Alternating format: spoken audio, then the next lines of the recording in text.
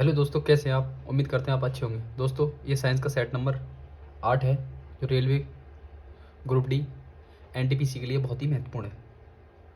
Question number first start करते हैं हम। किसी वस्तु का भार 600 न्यूटन है तो चंद्रमा पर द्रव्यमान क्या होगा? दोस्तों, इसके लिए एक फॉर्मूला होता है, W बराबर mg।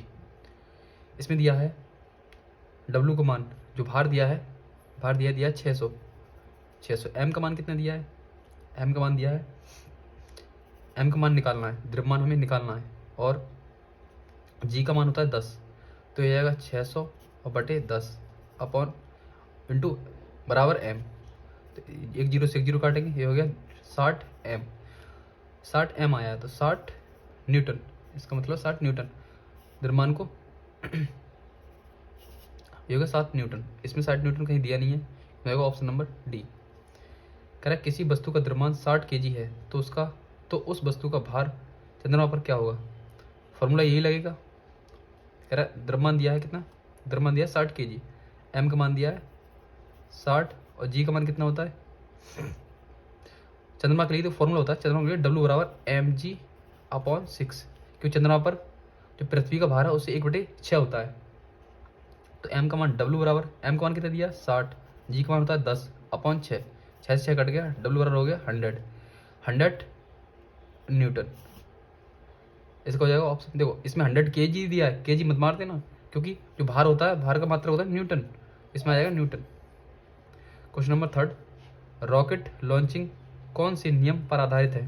न्यूटन का गति का तृतीय नियम पर, न्यूटन के गति का पहला नियम, ऊष्मागतिकी का नियम, न्यूटन की गति के सभी नियम, इसमें आएगा first number option number. Newton गति का तृतीय नियम पर, संवेग संरक्षण का नियम उसे ही कहते हैं, उसी पर ये काम करता है रॉकेट जो लॉन्चिंग होता है, थ्रस्ट मारता है नीचे के लिए, ऊपर जाता है रॉकेट। क्वेश्चन नंबर 4, एक सेल में विस्फोट के बाद कई टुकड़े अलग अलग दिशाओं में उड़ जाते हैं। इस स्थिति में क्या संरक्षित रहता है?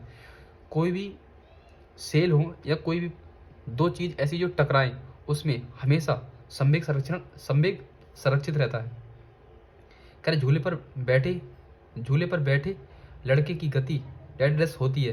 जो झूले पे जो लड़का बैठा होता है, झूला ऐसे ही चलता है, ऐसे ऐसे ऐसे ऐसे इस स्थिति में चलता है। तो ये गति कौन सी होती है? ये जो गति है, जो होती है आवृत्ति गति। इसका हो जाएगा 5 का डी। कह रहा पक्षियों में होता है 2 कक्षीय हृदय, 4 कक्षीय हृदय, 3 कक्षीय हृदय, 1 कक्षीय हृदय।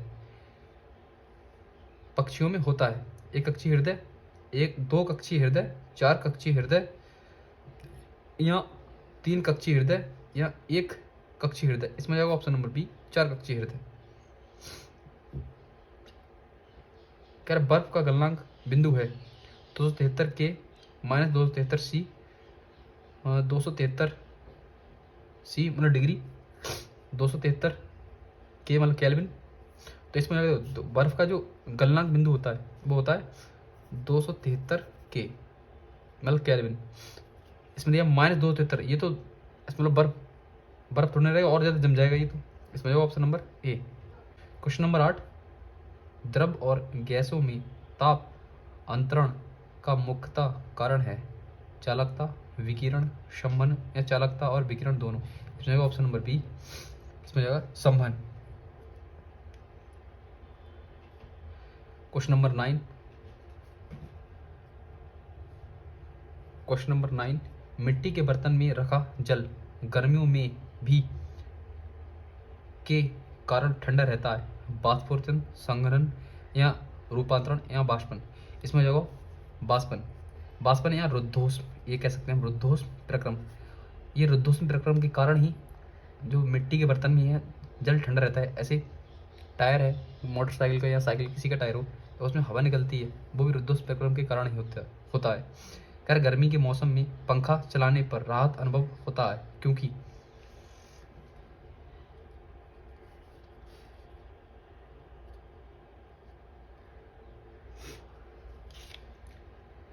पंखे की हवा से हमारा पसीना तेजी से वाष्प बनकर उड़ जाता है। पंखे से हवा बहने पर हमारे शरीर में अधिक गर्मी निकलती है।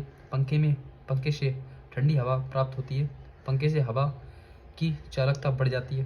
दोस्तों इसमें हो जाएगा ऑप्शन नंबर 1, पंखे में हवा से हमारा पसीना तेजी से वाष्प बनकर उड़ जाता है। ये भी कारण है रुद्धोष्ण प्रक्रम का। रुद्धोष्ण प्रक्रम के कारण ही ये क्रिया होती है। क्वेश्चन नंबर 11, मानव शरीर में निम्न में से किसका आकार सबसे बड़ा है? थायराइड का, प्लीहा का, अग्नाशय का, यकृत का। इसमें होगा ऑप्शन नंबर बी, यकृत का।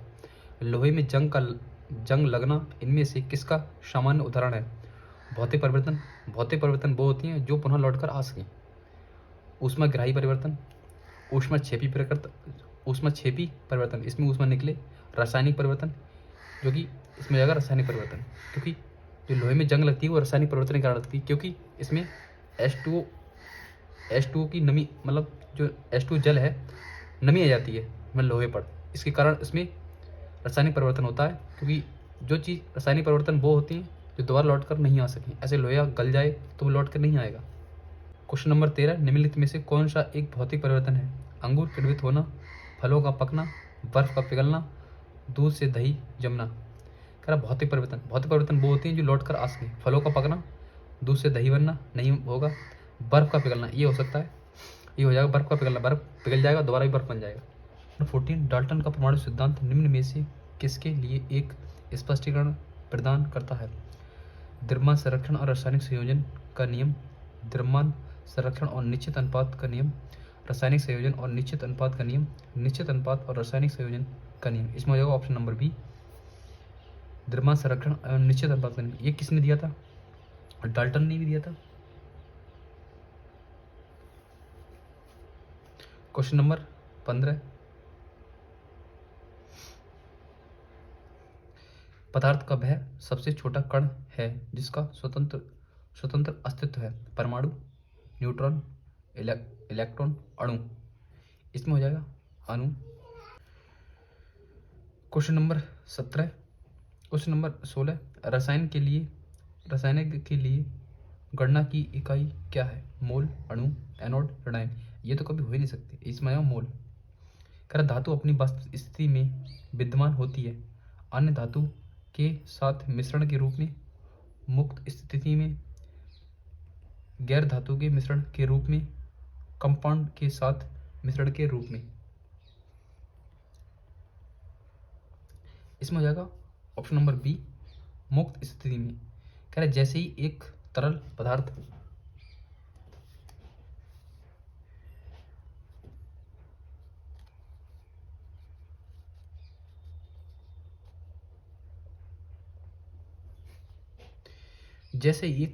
क्वेश्चन नंबर 18, जैसे ही एक तरल पदार्थ की मुक्त सतह से गहराई बढ़ती है, तरल द्वारा डाला गया दबाव शून्य हो जाता है, कम हो जाता है, बढ़ जाता है, अपरिवर्तित रहता है। तो इसका होता है जो गहराई बढ़ती है, दबाव डालते हैं तो दबाव होता है रो जी एच। जैसे जैसे गहराई बढ़ती है जो द्रव का जो दाब होता है वो बढ़ता जाता है। इसमें ऑप्शन नंबर बी, बढ़ जाता है। निम्नलिखित में से कौन सा जंतु गर्म रक्त वाला होता है? कबूतर, मेंढक, मछली, मगरमच्छ। इसमें जाए कबूतर। एक शुद्ध पदार्थ है चीनी का घोल, मेथेन, दूध या वायु। इसमें जाएगा ऑप्शन नंबर बी, मेथेन। दोस्तों इस तरीके से सेट नंबर 8 कंप्लीट हो चुका है। आपको वीडियो कैसी लगी कमेंट करके ज़रूर बताना। अच्छी लगी तो लाइक करना और एक प्यारा सा कमेंट करना और हमारे चैनल को सब्सक्राइब करना।